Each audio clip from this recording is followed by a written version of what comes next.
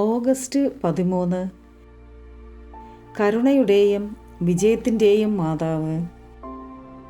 61 പ്രാവശ്യം പഞ്ചക്ഷതങ്ങളുണ്ടായ മുറിവുകളുടെ കന്യാസ്ത്രീ എന്നറിയപ്പെട്ടിരുന്ന അമലോത്ഭവ സഭയിലെ സിസ്റ്റർ വാഡ്രോസിനോ എന്ന ഫ്രഞ്ച് കന്യാസ്ത്രീക്ക് പരിശുദ്ധ കന്യകാമാതാവ് 1831 ഓഗസ്റ്റ് 13 ഉച്ചയ്ക്ക് പ്രത്യക്ഷപ്പെട്ടു. 13 ഉച്ചയ്ക്ക് ഈ കന്യാസ്ത്രീയും മറ്റു സന്യാസിനികളും പ്രാർത്ഥിച്ചു കൊണ്ടിരിക്കുമ്പോൾ ആകാശത്തിൽ മാലാഖമാരുടെ കീർത്തനമാലാപനങ്ങളോടുകൂടി പരിശുദ്ധ കന്യകാമറിയം പ്രത്യക്ഷപ്പെട്ടു.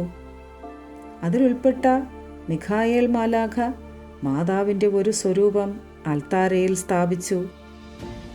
സന്യസ്തർ അവരുടെ പ്രധാന ആചാര്യനെ വിളിച്ച് സ്വരൂപം കാണിക്കുവാൻ പോയപ്പോൾ അത് അപ്രത്യക്ഷമായി.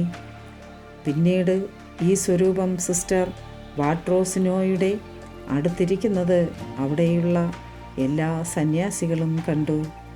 Ave Maria.